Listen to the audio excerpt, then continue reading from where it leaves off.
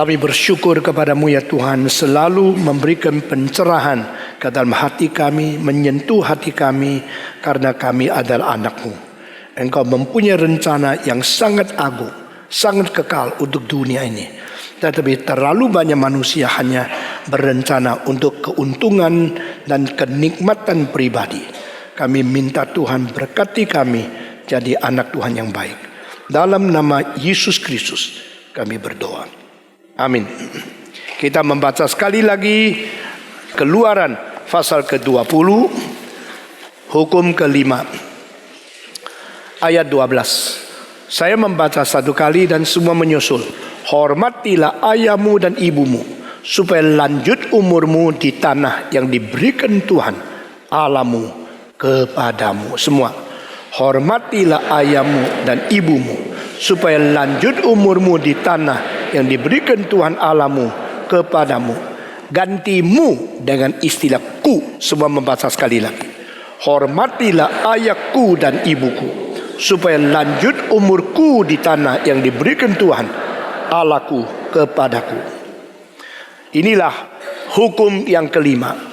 Hukum pertama yang diberikan Tuhan kepada umat manusia di dalam tugas dan tanggung jawab manusia dengan manusia.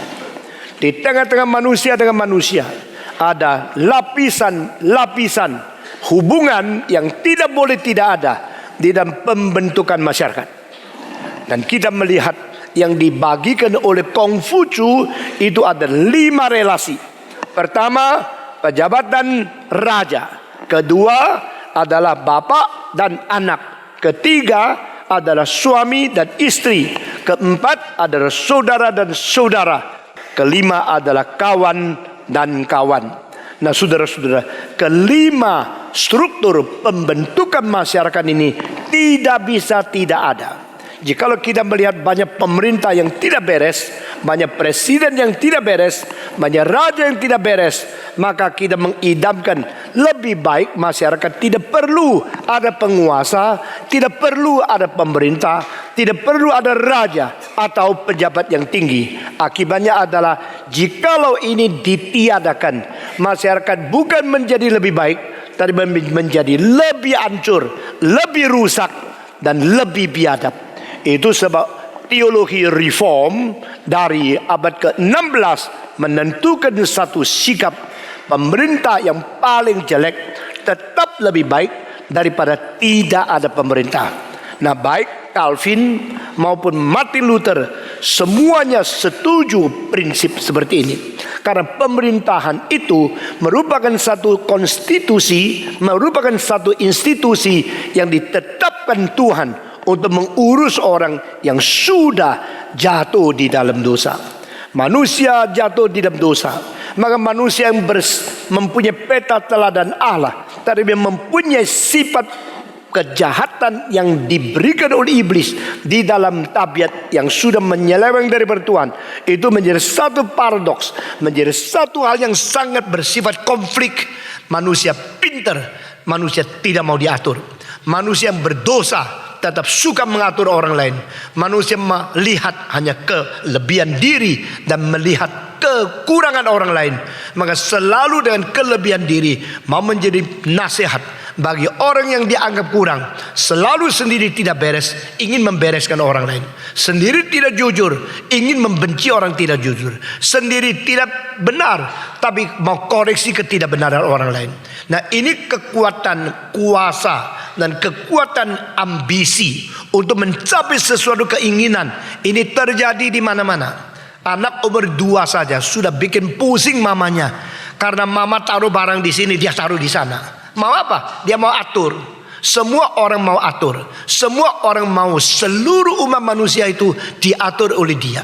Sehingga jikalau tidak ada pemerintah yang mempunyai kuasa pengaturan lebih tinggi dari yang lain, dunia ini akan timbul peperangan lebih banyak, perkelahian lebih banyak, kekacauan tidak habis-habis, dan ambisi pribadi akan menjadi sesuatu sumber benturan, penyebab peperangan yang tidak habis-habis. Saudara-saudara, kesulitan antara kita dengan orang lain adalah bedanya niat, bedanya nafsu. Bedanya kemauan, sehingga kita saling merebut kepemimpinan, saling merebut status penguasaan yang lebih tinggi daripada orang lain. Saudara-saudara, kesulitan hubungan antara manusia dengan Tuhan Allah juga sama, yaitu konflik of the sovereignty of God and the ambition of man. Saya mau begini, Tuhan mengatakan inilah kemauanku, ini kehendakku. Tuhan mengatakan ini kehendakku. Engkau harus takluk dirimu ke bawah kehendakmu. Nah, ini yang tidak rela. Manusia selalu paling sulit, yaitu mentaklukkan kehendak, kebebasan, kemauan diri untuk mengikuti kehendak kerelaan orang lain.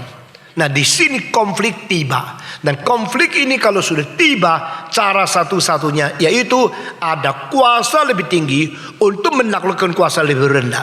Tapi kuasa lebih tinggi itu legalisirnya dari mana? Kuasa lebih tinggi itu kekuatan dari mana? Siapa yang memandatkan? Siapa memberikan dia untuk superior, lebih daripada orang lain? Maka semua raja menganggap diri diberikan mandat oleh surga. Mereka kabur, mereka tidak jelas apa itu Allah, tidak jelas kapan itu kuasa diberikan. Tapi mereka menganggap mereka harus mempunyai kuasa lebih tinggi daripada umat manusia yang lain. Maka mereka mengatakan mandat surga. Semua kaisar Tiongkok menamakan diri the son of heaven. Aku adalah anak surga. Karena aku adalah anak surga, maka aku paling tersendiri. Itu istilah Chen, istilah Quarren yang dipakai oleh kaisar menyebut diri orang yang tersendiri. Orang yang tidak ada orang lain tahu, ada orang lain itu dampingi. Karena saya tersendiri. Tetapi bagaimana saya tersendiri? Saya mempunyai backing yang paling besar karena saya anak surga. Jadi itu kaisar-kaisar mereka mempunyai konsep itu, memberanikan mereka menguasai orang lain. Itu Beijing punya istana yang terbesar di dunia, yang lebih daripada 90 hektar satu istana itu. Sebenarnya pengaturannya itu sesuai dengan pengaturan lebih daripada 2000 tahun yang lalu di kota Xi'an. Kota Xi'an adalah istana terkuno di Tiongkok. Dan kota Xi'an itu ada di provinsi Shanxi. Dan di situ istana itu dibentuk dengan satu titik pusat yang menghadapi surga. Dan di surga ada satu tempat dianggap itu pangkuan, atau itu adalah takhta dari Tuhan Allah. Lalu dikelilingi oleh bintang apa? Lalu itu di tempat itu ada bintang yang terang sekali. Itu tempatnya surga. Tuhan bertakhta. Dari di situ poin ke bawah, di dunia manusia raja bertakhta.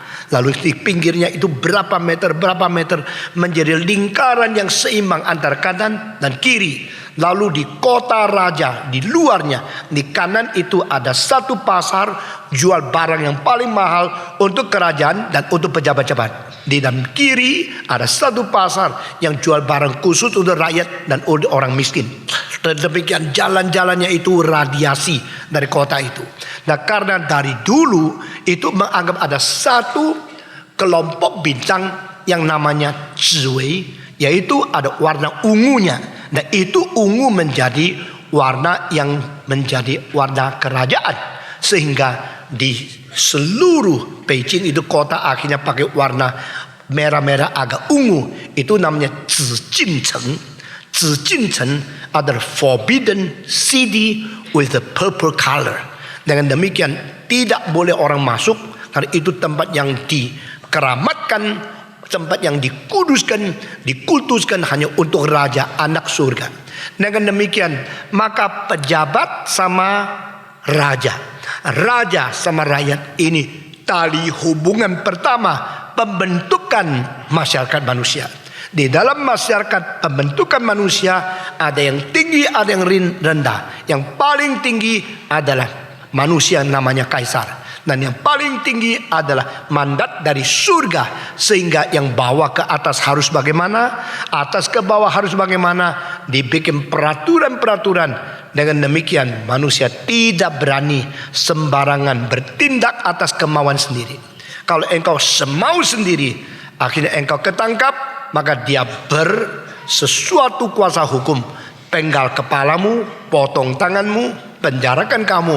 Dan dengan hukum yang ada, meskipun tidak alkitabiah, paling sedikit membuat orang tidak berani sembarangan berdosa, sehingga masyarakat menjadi tenang.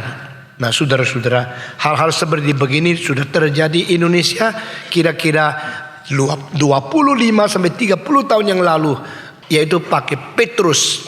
Apa itu Petrus? Penembak misterius. Namanya Petrus, bukan Petrus rasul dari Yesus Kristus. Nah, dia tangkap orang setelah 2 bulan mengikuti jejak kaki. Ini bajingan, ini kemana-mana memeras rakyat. Betul-betul orangnya tidak salah tempatnya, karena ada orang yang mengikuti dia terus 2 bulan, tahu rumahnya, tahu jam berapa di rumahnya. Mendadak waktunya sudah sampai, tidak mungkin salah kok, ini orang jahat. Langsung datang pada waktu malam, ketuk pintu. Orang ini di mana? Oh, ada apa? Silakan keluar. Begitu keluar, pistol dikeluarkan, naik ke jeep, sudah naik, dibrogol tangannya, dibawa ke sawah, ditembak mati. Sudah gitu dilempar di sawah, dikasih 1 bungkusan di dalam amplop 10.000, tulis siapa yang mengkuburkan mayat ini, inilah upahnya. Nah dengan cara begini, maka di dalam setengah tahun seluruh Indonesia tenang sekali. Tidak ada tukang copet, tidak ada perampok. Lalu siapa yang dicurigai? Barang yang siapa yang tangannya ditato, itu yang dicurigai. Jadi kalau saudara ada, awas dulu ya, saudara-saudara. Itu tato, itu gambaran apa saja, nagala apalah. Kalau diketemu orang demikian, ditanyai, diikuti, dicurigai. Itu sebab saya ketemu satu orang di Malang, di atas gunung, pergi ke Pujon situ, dia jual bakwan. Tangannya itu dagingnya dah karu-karuan, rusaknya. Saya kira kenapa? Ya saya karena pernah ditato, sekarang takut dibunuh. Jadi apain? Saya mau kerik dah bisa, mau hapus dah bisa, cuci pakai rinso dah bisa. Jadi apa? Saya setrika. Pakai setrika itu untuk merusakkan kulitnya supaya tidak kelihatan tato. Akhirnya dagingnya tidak karu-karuan hancurnya. Itu zamannya. Jadi hukum rimba seperti itu akhirnya pelan-pelan menjadi side effect. Semua tindakan dari kemauan yang tidak diikat oleh hukum itu ada side effect. Side effect ada apa? Orang lain juga belajar.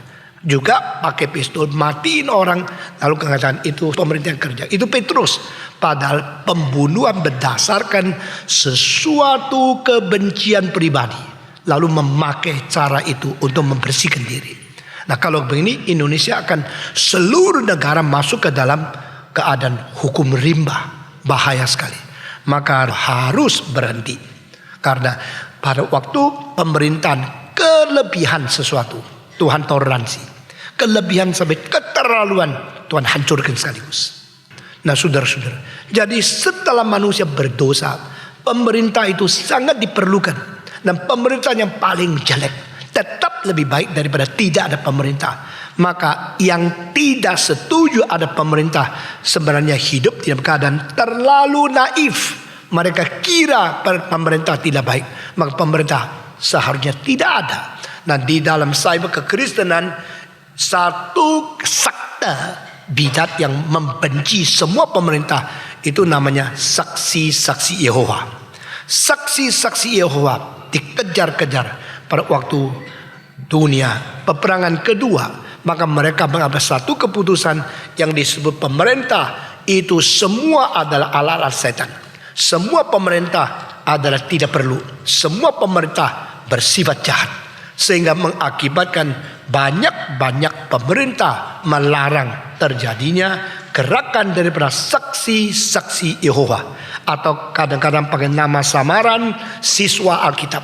Ini semua pembohongan, dan mereka tidak percaya banyak hal yang paling penting, termasuk Allah Tritunggal, sifat ilahi Kristus, dan Yesus mati disalib untuk menjadi juru selamat, dan Roh Kudus adalah Tuhan Allah. Ini semua diselewengkan ke dalam ajaran yang lain.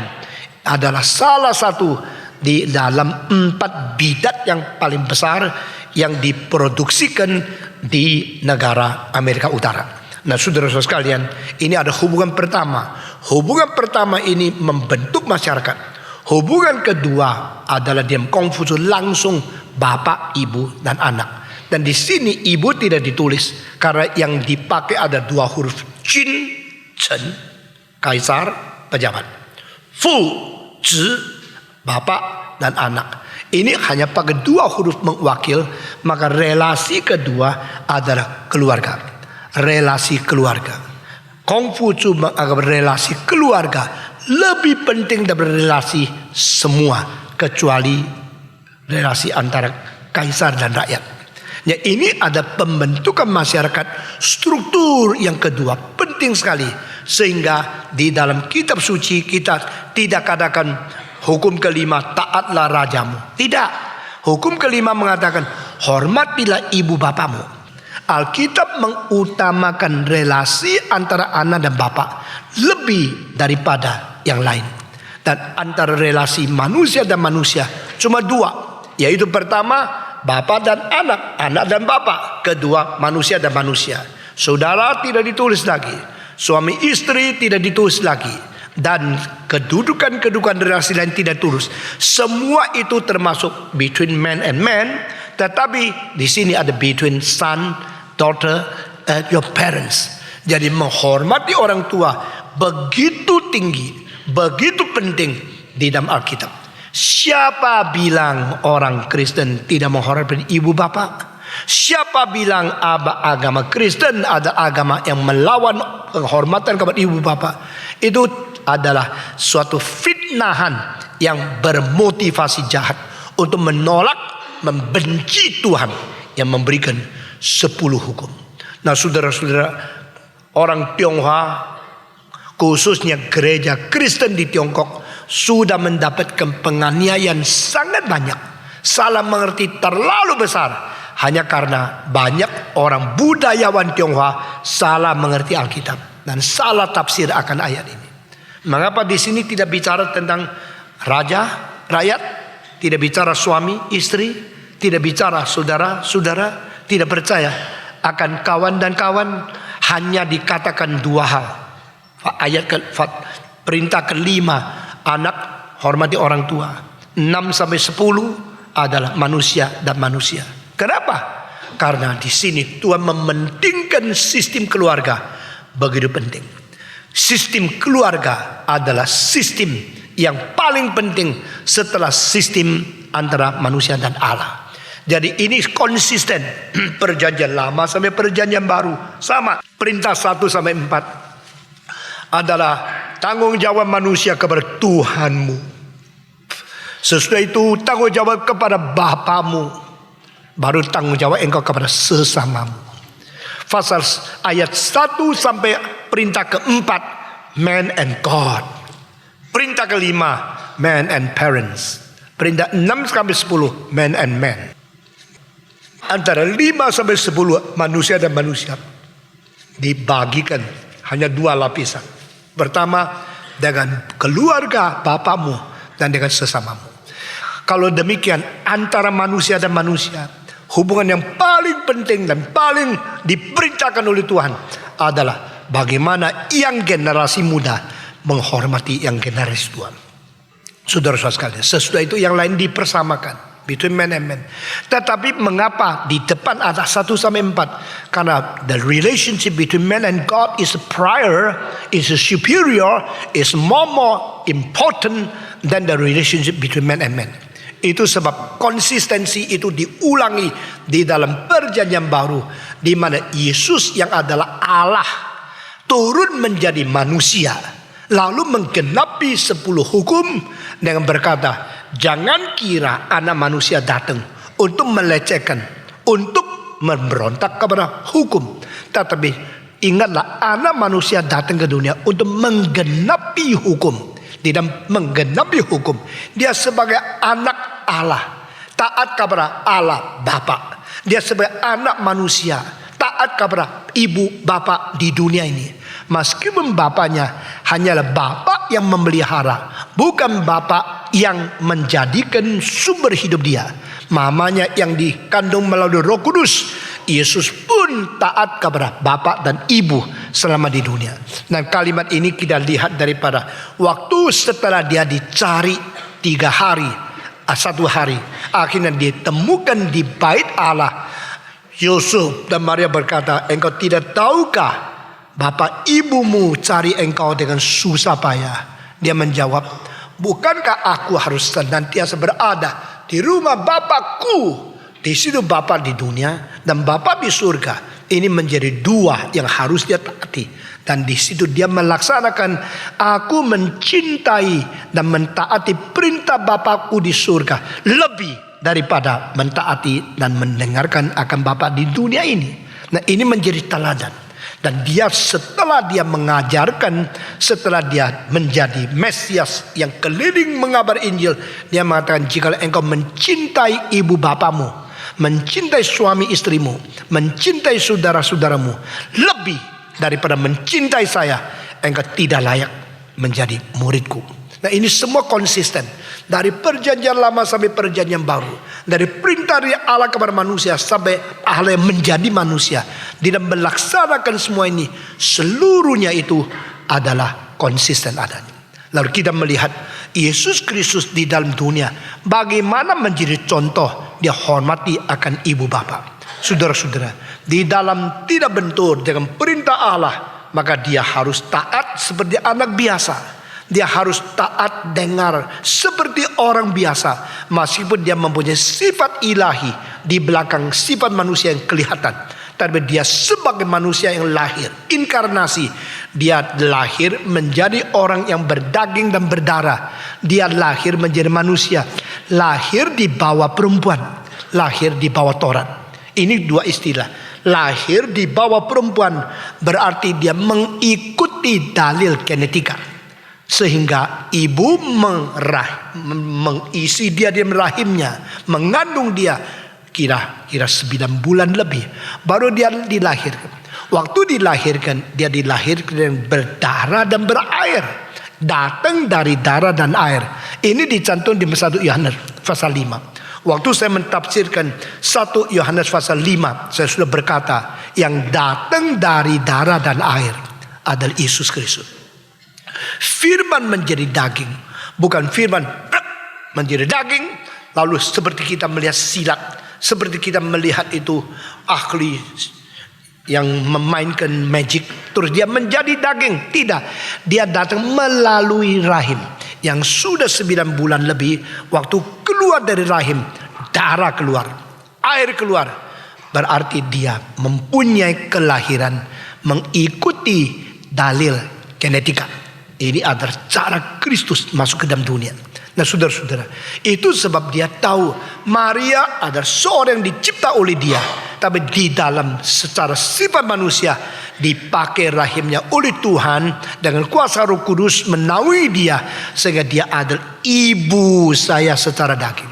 Dan dia mentaati akan ibunya, mentaati perkataan dari Yusuf, mendengar perkataan mereka. Setelah pulang dari bait Allah umur 12, lalu dia mentaati. Sampai kapan? Sampai dia sendiri mati pun tetap tidak melanggar hormat kepada ibu bapa. Nah, papanya mungkin meninggal sebelum dia umur 30.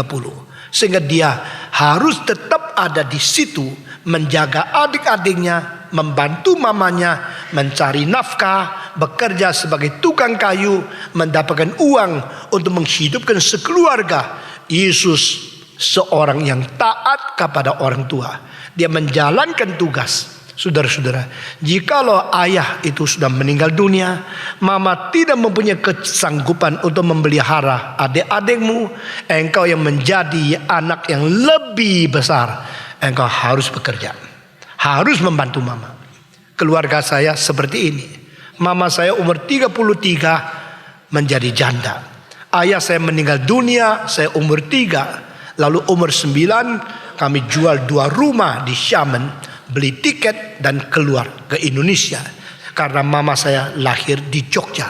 Lalu dia kembali ke tanah air yang dia dilahirkan. 5 anak dibawa ke sini. Yang kedua tetap ada di Tiongkok. Dan pada waktu karena umurnya sudah lebih dari 18, dia bisa masuk sini. Lalu dia apply. Setelah anak itu datang, mama saya sudah sanggup untuk menghidupkan begitu banyak anak. Maka kakak saya itu bekerja dan uangnya serahkan semua kepada ibu. Serahkan kepada ibu, ibu itu pakai uang itu membesarkan anak. Nah, ini adalah satu tanda anak-anak itu melakukan kewajiban setelah ayahnya meninggal. Dia menjadi orang yang meneruskan tugas dan tanggung jawab untuk membesarkan adik-adiknya. Nah, saudara-saudara, Yesus, saya percaya begitu. Dia mengapa umur 30 baru keluar?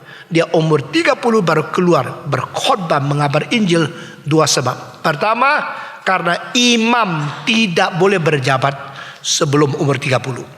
Menurut 5 buku yang ditulis oleh Musa, yaitu Taurat, maka yang menjadi imam umur 30 genap baru dilantik menjadi imam. Itu sebab mengapakah Yohanes Pembaptis 6 bulan lebih dulu keluar dari Yesus menjadi hamba Tuhan. Karena Yohanes memang umurnya 30. Waktu itu Yesus masih umur 29 setengah. Sehingga Yesus pun harus tunggu sampai umur 30 jangkap waktunya baru keluar melayani Tuhan. Ini adalah perintah daripada Taurat. Dilahirkan di bawah perempuan berarti inkarnasi. Dilahirkan di bawah Taurat berarti patuh kepada perjanjian lama. Waktu Yesus Kristus dibaptiskan, Yohanes sangat sungkan. Dia mengatakan, mestinya aku yang dibaptiskan oleh engkau. Kenapa malahkan engkau yang dibaptiskan oleh saya? Yesus menjawab, bukankah kita harus menggenapi semua syariat Taurat? Berarti Yesus mematuhi perintah perjanjian lama. Tuhan menetapkan yang menjadi seorang imam harus jangkap 30 tahun. Seorang imam harus dilantik dengan upacara. Nah, upacara untuk menjadikan seorang imam dilantik itu apa? Yaitu diturunkan air dari atas, sehingga air itu dari kepalanya sampai ke pakaiannya. Ini adalah upacara pembersihan. Maka kita terima bahwa baptisan itu percik, bukan selam. Saudara dengar baik-baik. Gereja yang baptisannya upacaranya percik diserang-serang habis-habisan sehingga kelihatan seperti kita tidak setia ke Alkitab. Ini tidak benar. Karena apa? Karena Yohanes yang melakukan baptisan, dia seorang imam. Dia keluarganya imam. Dia adalah suku Lewi. Yesus suku Yehuda. Yohanes Pembaptis suku Lewi. Yohanes Pembaptis keluarga keturunan imam. Yesus keluarga keturunan raja. Saudara baca Matius pasal 1 ayat 1 sampai 14. Itu terus dari Abraham sampai Daud. Daud terus sampai Yesus Kristus. Abraham sampai Musa, Musa sampai Daud, Daud sampai Yesus Kristus. 14 generasi, 14 generasi, 4 generasi. Dari Abraham sampai kepada Yesus Kristus. Itu adalah 42 generasi. Dan waktu Yesus dilahirkan di dalam aliran dari suku Yehuda, keturunan raja, anak Daud. Tetapi si Yohanes Pembaptis bukan. Dia dilahirkan daripada keluarga, daripada Harun, daripada Lewi, daripada Saduk, lalu akhirnya dia menjadi seorang imam. Maka seorang imam, keturunan imam mengetahui melantik iman itu bagaimana. Dan dia menurut akan ajaran daripada Taurat, mentuangkan air dari atas ke bawah. Maka waktu gereja Reform Injili memberikan baptiskan kepada engkau mendengar ucapan, kami membaptiskan engkau dengan air yang melambangkan Roh Kudus turun atas kamu. Masih ingat? Roh Kudus turun dari surga. Roh Kudus turun dari atas.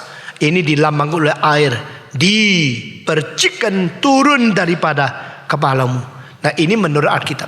Sehingga Yesus menerima baptisan sama. Dia menerima urapan sama.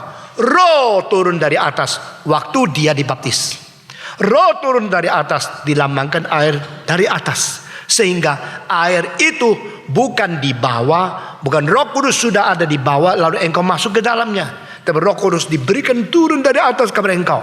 Nah, saudara-saudara, Yesus Kristus dibaptiskan. Dia ikut akan peraturan syariat Taurat.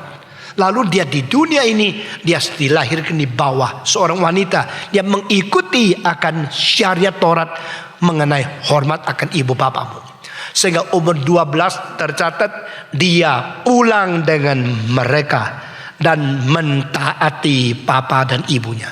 Yesus adalah seorang yang menghormati ibu bapa. Kedua, pada waktu Yesus Kristus melakukan mujizat pertama, yaitu merubah air menjadi apa?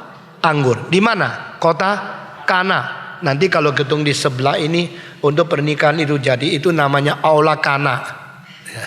Jadi Yesus hadir di Kana untuk menghadiri orang nikah. Begitu juga ini menjadi Aula Kana. Saya cari satu piano yang warnanya marun, ya, merah di situ.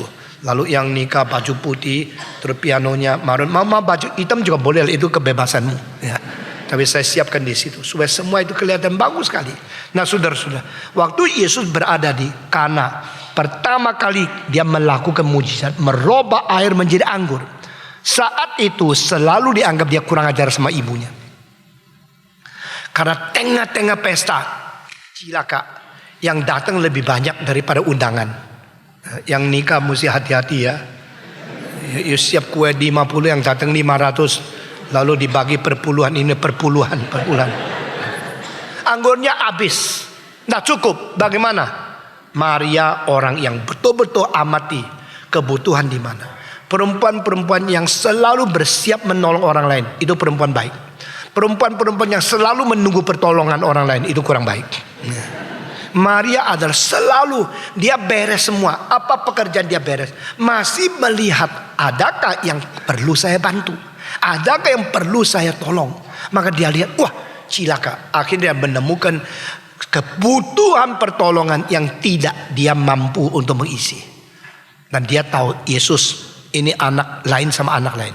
Ini ada anak yang bersifat ilahi. Dan ini tidak pernah ada di dunia. Dan dia datang berkata kepada Yesus, mereka kekurangan anggur. Bagaimana? Tolong dong. Waktu seorang ibu yang mengatakan kalimat ini begitu baik, dengan jiwa begitu baik, minta tolong Yesus Kristus. Yesus menjawab, hei perempuan, apa hubungan aku dengan kamu? Kurang ajar ya. Kalau seorang ibu bilang sama anaknya, mungkin ini, hei perempuan, apa hubungan aku sama kamu? Enak aja lu perintah-perintah, hei perempuan. Nah, di dalam bahasa Tionghoa terjemahan itu tidak berani. Maka orang Tionghoa ketakutan dibenci oleh orang kebudayaan Tionghoa. Diterjemahkan, hei ibu, apa hubungan aku dengan kamu? Supaya mengurangi ketegangan. Hei ibu. Tetapi istilah hei ibu kan sopan kan? Belakang apa hubungan aku dengan kamu? Kurang ajar juga kan? Jadi itu tetap tidak menyelesaikan persoalan. Karena orang tua bilang, meskipun panggil ibu sopan, tapi apa hubungan dengan kamu? Ya gua lahir lu kok kurang ajar. Bahkan begitu. Apa hubungan dengan aku? Ada hubungan gak? Ada. Aku lahir kok, aku ibumu kok. Kenapa Yesus mengatakan kalimat ini? Jadi ini adalah kasus kedua. Pertama kasus umur 12. Yesus mentaati orang tuanya, ibu bapak. Tapi kasus waktu dia melakukan mujizat, mengapa dia katakan kalimat ini? Nah, di sini orang-orang harus mengerti, karena saat ini ada pertama kali selama 35 kali melakukan mujizat, ini pertama kali dia melaksanakan sifat Allah dengan kuasa Allah, mengerjakan pekerjaan Allah, menandai dia adalah Allah. The first time to prove, to manifest he is God with God's nature, God's power to do God's work. It is miracle. Yang disebut miracle, yang disebut istilah mujizat adalah artinya tanda dia adalah Allah. Waktu dia mengerjakan pekerjaan Allah, tidak boleh diperintah oleh manusia, tidak boleh dicampuri oleh manusia. Apa hubungan aku dengan kamu? Di sini tidak berarti Yesus kurang ajar sama ibu.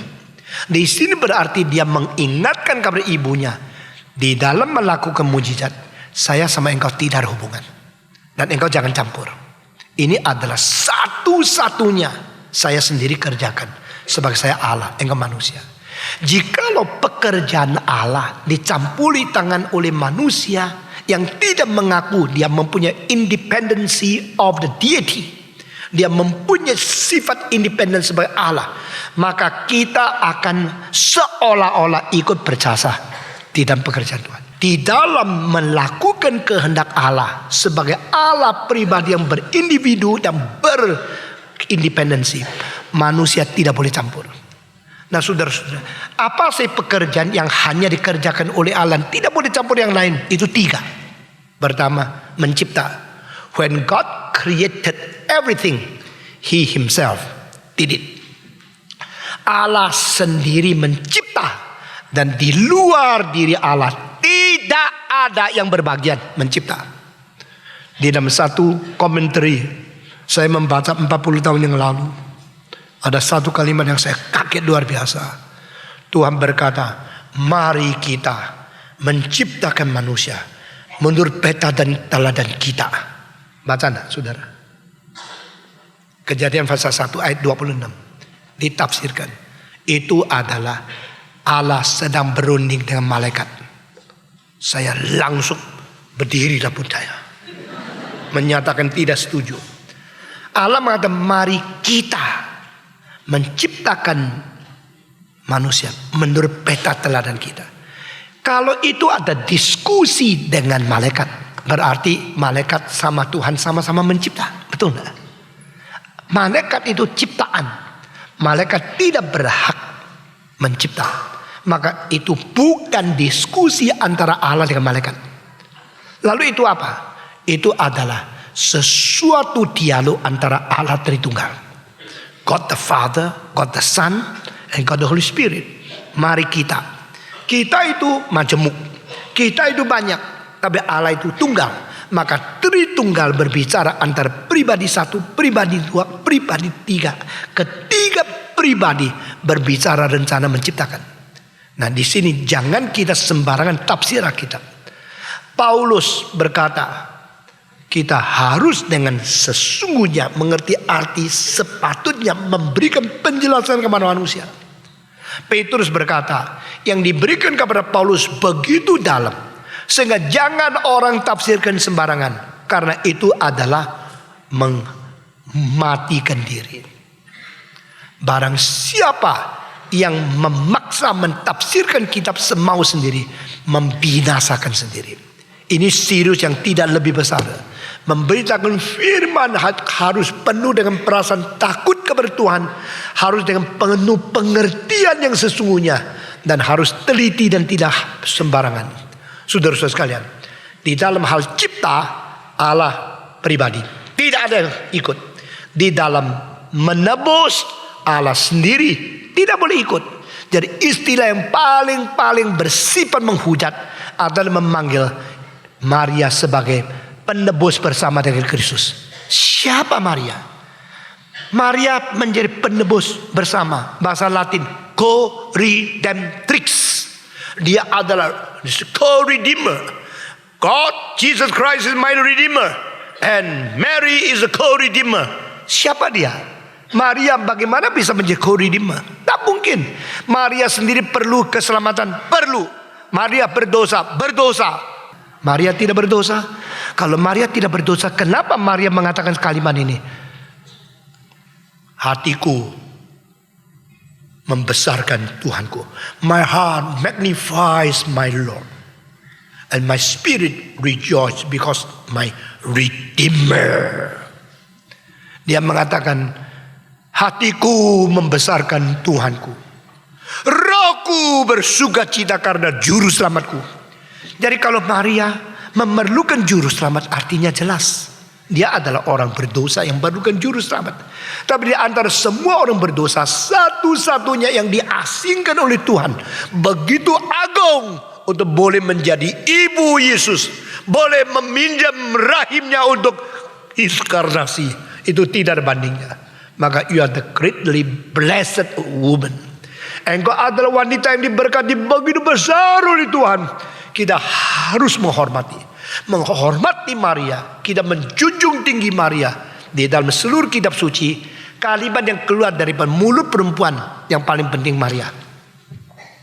Yang paling banyak Rahab. Kalimat yang jumlah huruf yang paling banyak keluar dari mulut wanita itu Rahab. Tapi kalimat yang paling penting keluar dari bibir wanita itu Maria. Maria itu agung sekali, tapi tidak lebih agung daripada dia hanya seorang manusia. Tidak boleh kita mengagungkan manusia sampai menjadikan dia Korintrix. Tidak bisa. Itu sebab pada waktu Yesus mengatakan, "Hai wanita, apakah hubungan aku dengan engkau?" Di dalam pasal 2, di dalam ayat pertama yang buka di dalam Yohanes, itu tidak berarti Maria tidak menghormati orang tua. Ini kita harus mengerti. Saya membicarakan semua 10 hukum lebih lengkap, lebih sempurna, lebih rumit dan lebih panjang daripada semua buku di seluruh dunia mengenai 10 hukum. Saudara-saudara, yuk dengar baik-baik. Saya tidak mau lepaskan satu detail. Saudara-saudara, dan engkau melihat waktu mengatakan, "Woman, wanita, apakah hubungan aku dengan engkau?" Bukan berarti dia tidak menghormati ibu. Berarti di dalam melaksanakan mujizat sebagai Allah, engkau tidak ada bagian. Saudara, manusia yang tidak tahu diri, semua mau ambil jasa, semua mau diatur. Di dalam hal ini Tuhan bilang, "No, sorry, no portion for you, no part for you. You have no portion on miracle performance." Ini adalah hanya Allah yang mengatakan, hanya Allah yang berkuasa mengerjakan. Dan sekarang saya Allah, engkau manusia, jangan campur. Ini artinya jelas. Jadi kalau orang tanya pertanyaan Alkitab itu, belajar dan bersiaplah seperti saya seumur hidup. Baik-baik mempersiapkan diri untuk memberikan jawaban dengan tenang, bukan emosi, dengan stabil, memberitahu kepada mereka kenapa Alkitab begitu banyak hal seperti konflik, seperti tidak cocok, seperti bikin orang bingung. Saya melihat, saya membaca Friedrich Nietzsche, filosof daripada Jerman, sangat kasihan dia. Dia tidak mengerti, meskipun orang intelektual yang tertinggi, salah satu yang paling pandai dunia, tidak mengerti, langsung bikin makalah untuk melawan Alkitab. Sangat kasihan sekali. Saudara-saudara, Yesus seolah-olah tidak menghormati ibu. Saat itu bukan antara anak dan ibu, itu antara Allah dan manusia. Ini solusinya. Kedua, waktu Yesus lagi berkhotbah, di tengah-tengah dia melayani, Yesus dikunjungi oleh mamanya. Ya, seperti seorang pendeta lagi khotbah di sini, katakanlah siapa khotbah, tuh mamanya datang. Kalau mamanya datang, bagaimana? Lalu antara pendengar Yesus ada satu bilang, "Hei, lihat mamamu datang itu loh." Saudara-saudara, Yesus tidak marah-marah. Yesus diam. Kalau di sini ada seorang lagi khotbah, mamanya datang, lalu ada orang di pintu bilang, "Mamamu datang ini loh." Pasti majelis bilang, "Shh, diam saja." Yesus menjawab apa? Yesus menjawab, "Lihatlah, siapa ibuku? Siapakah saudaraku? Barang siapa yang melakukan kehendak Allah, dia ibuku, dia adalah saudara-saudaraku." Jadi sini sekali lagi seperti Yesus tidak mengindahkan mamanya. Mestinya waktu Yesus khotbah sampai separuh orang, "Mama lu teko itu loh," begitu ya. Dia, "Oh nanti ya sebentar, Ma silakan tutup, Ma, ambil kursi yang gede sini." Lalu Maria longkorong di situ. Dia mulai khotbah lagi begitu kan. Tapi Yesus tidak. "Lihatlah, siapa ibuku, siapa saudaraku. Barang siapa yang melakukan kehendak Allah, dia ibuku." Nah saudara, di sini Yesus mempersamakan orang tuanya menjadi orang biasa. Karena apa? Di dalam kerajaannya Maria tidak bagian. Saudara-saudara, pada waktu Renaissance ada 3 pelukis yang terakhir, yang terbesar, yang terjenius. Leonardo da Vinci, kedua Michelangelo Buonarroti, dan ketiga Raffaello Sanzio. Nah saudara-saudara, ketiga orang ini ya, mereka itu begitu hebat. Dan Raffaello menggambar beberapa panel yang paling besar di dalam sejarah dia, yang lebar tingginya sampai lebih dari 5 meter dan panjangnya lebih daripada 8 meter. Satu gambaran. Dan di situ ada satu lukisan namanya The School of Athens. Di tengahnya 2 orang, Plato, Aristotle. Lalu ada itu Euclides, ada itu Sophocles, ada juga Demokritos, juga ada Lucretius, ada begitu banyak, lebih daripada 56 orang di dalam satu ruangan. Itu saya senang sekali. Tapi satu lagi panel besar, yaitu Yesus memahkotai ibunya di surga untuk menjadi Queen of Heaven. Itu saya sama sekali tidak rasa. Itu berjiwa Alkitabiah dan sesuai dengan teologi daripada Alkitab. Karena Maria tidak pernah menjadi ratu di surga. Maria tidak pernah dimahkotai di situ. Maria tubuhnya pun tidak pernah dibangkitkan seperti Yesus naik ke surga. Itu tidak ada. Itu legenda yang tidak sama dengan Alkitab. Nah saudara-saudara, Yesus mengatakan, siapakah ibuku? Siapakah saudaraku? Mereka lah yang melakukan kehendak Allah di dalam kerajaannya. Yesus jelas sekali membedakan di dalam melakukan kehendak Allah dan di dalam keadaan status manusia. Yesus mengatakan yang dilahirkan oleh wanita, tidak ada yang dibangkitkan lebih besar dari Yohanes Pembaptis. Tapi tidak berhenti di sini. Kalau berhenti di sini berarti Yesus melihat Yohanes Pembaptis lebih tinggi dari semua orang. Yohanes Pembaptis sama Abraham besar mana? Saudara susah jawab ya. Kalau saya sudah tanya lu bengong ya. Nah, sudah saya tanya lebih keras dengan mata melotot, you jadi tahu loh gimana ini jawabnya. Jadi tidak tahu gimana jawab. Yesus mengatakan yang dilahirkan oleh perempuan, tidak ada yang dibangkitkan lebih besar daripada Yohanes Pembaptis. Saya tanya, Yohanes Pembaptis sama Adam besar mana? Adam tidak dilahirkan oleh perempuan kan? Oh, tidak usah banding. Yesus sama Musa besar mana? Yesus sama Abraham besar mana? Pasti Yesus. Yohanes Pembaptis sama Abraham besar mana? Besar. Nah.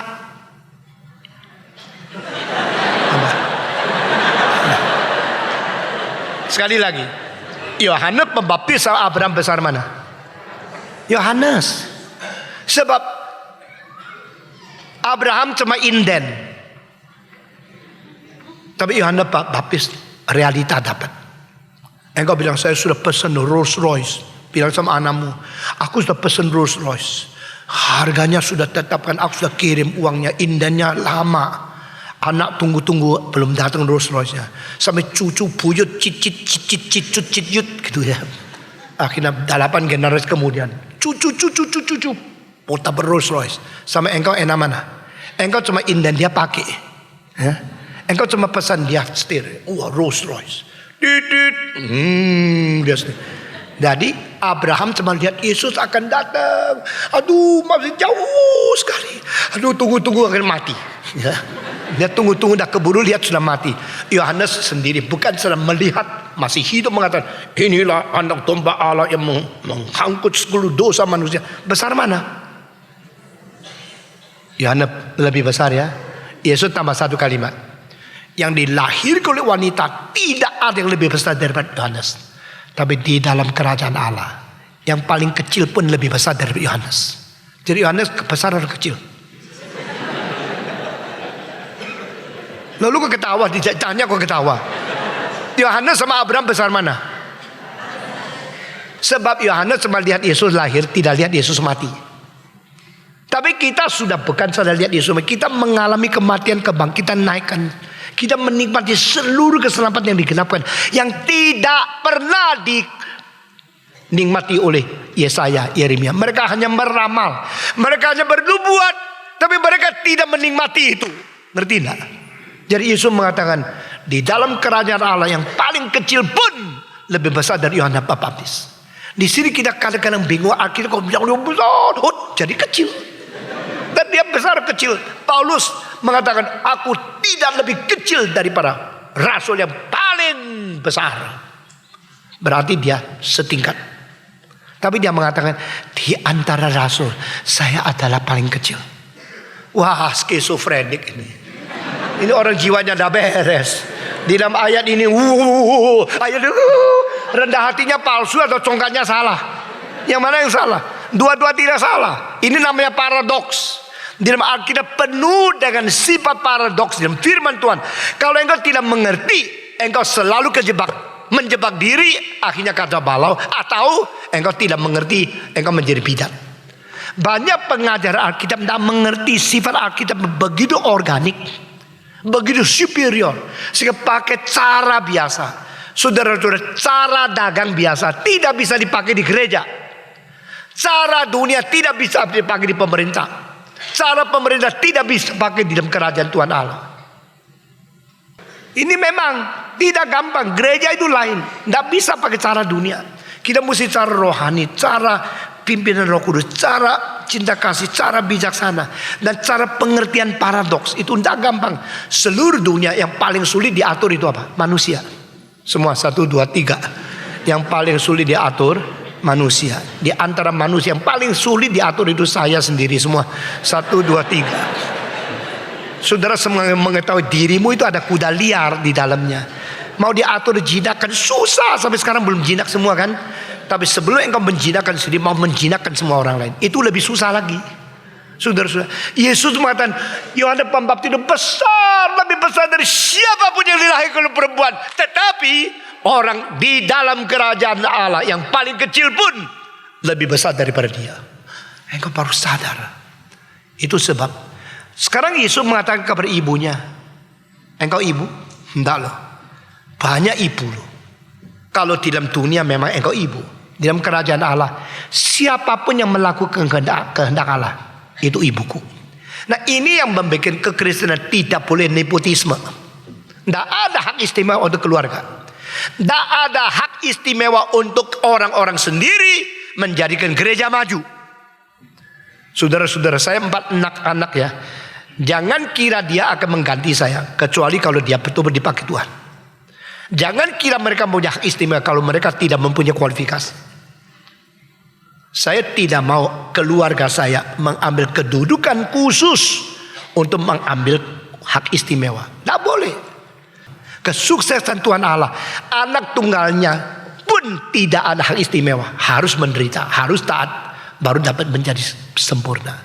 Itu sebab saya minta anak saya masuk kantor lebih rajin daripada pendeta yang lain. Buktikan kamu anak saya.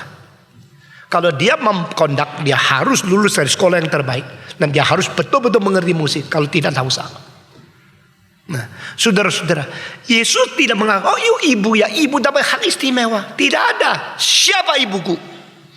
Barang siapa yang melakukan kehendak Allah, dia ibuku, kakakku, adikku, dia saudaraku. The will of God to be done. Ketiga, kasus ketiga menyatakan Yesus betul-betul menghormati ibu bapa pada waktu dia mati di atas kayu salib. Waktu Yesus mati di atas kayu salib, saya mau tanya, sifat ilahinya yang mati atau sifat manusia yang mati?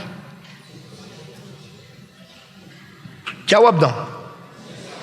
Sifat manusianya. Sifat ilahi tak mungkin mati. Semua. Maka dia harus berdaging supaya bisa mati. Maka dia jadi manusia.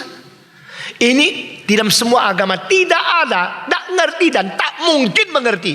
Karena itu pikiran dosa yang mau mengerti firman Tuhan tak mungkin. Itu wahyu Tuhan Allah. The only possibility of to be put into death if he got a flesh with blood. Dengan tubuh yang berdaging dan darah, itu satu-satunya kemungkinan dia bisa mati. Itu sebab Yesus mati karena dia mempunyai tubuh manusia. Dia bersifat manusia. Dia adalah manusia. Maka dia mati. Maka waktu dia sebelum mati, dia berkata kepada Maria, ibu dari dagingnya, mengatakan, lihatlah anakmu. Dan berkata kepada Yohanes, lihatlah ibumu. Yesus tidak berkata, lihatlah anakmu ini, kasihan begini. Lah bilang sama diri, lihatlah ibumu, lah nangis di situ. Bukan, dia bicara, lihatlah anakmu dan lihatlah ibumu. Dikatakan kepada Yohanes Rasul, lihatlah ibumu. Dan di situ semua yang melakukan kehendak Allah itu harus menjadi satu hubungan yang khusus di kerajaan Allah. Sekarang ibu lihat anakmu bagaimana melakukan kehendak Allah sampai mati di atas salib. Dan Yohanes lihatlah ini ibumu yang engkau harus terima kepada dia. Mulai hari itu Yohanes menerima Maria pulang kepada keluarganya, melihat dia sebagai ibu. Nah, ini adalah kali terakhir dia menyatakan sebagai anak yang hormat kepada orang tua. Saudara-saudara, hormatilah orang tuamu. Ini bukan satu ajaran yang hanya mulut saja. Ini dilaksanakan oleh Kristus sendiri pada waktu dia menjadi manusia. Nah, dia pada waktu menjadi manusia tidak lupa dia mempunyai sifat ilahi yang tidak boleh dicampur. Di dalam hal rutin, hal biasa, mari kita ada urutan. Yang lebih tua harus dihormati. Yang lebih muda harus sopan kepada orang tua. Kita harus menjalankan sesuai dengan rencana Tuhan dan aturan-aturan dipakai. Tapi di dalam pekerjaan Tuhan, jangan lupa hal yang diperkenan oleh Tuhan lebih penting daripada yang diperkenan manusia. Pendeta tidak boleh menyenangkan orang kaya. Pendeta tidak boleh menyenangkan orang pangkat. Hamba Tuhan harus melaksanakan kehendak Bapa lebih daripada kemauan orang-orang. Saudara-saudara, di Holland, Belanda, seorang yang pernah kita kenal, Samuel Logan, mengatakan, in order to make this conference possible, I'm very, very sorry to say, so difficult to get money to support. That those donators have a different theological background. So we must not make any statement too difficult for them to accept. Try to moderate it. Lalu yang dari Scotland bilang tak bisa. Prinsip Alkitab tidak bisa kompromikan.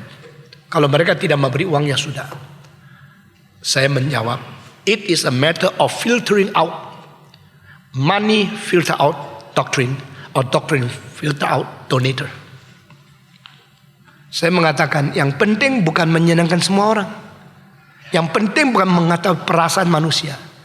Perasaan hati Tuhan yang kita utamakan. Kalau orang kaya tidak mau dukung, maka biar. Tapi doktrin harus jalan terus. Saudara-saudara, ini sikap.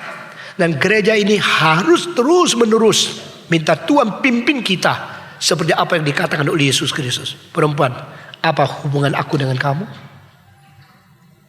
Engkau berkontribusi melahirkan aku. Itu sifat manusia. Sifat ilahi. Saya mengerjakan sesuatu dengan Bapakku di surga. Engkau jangan campur.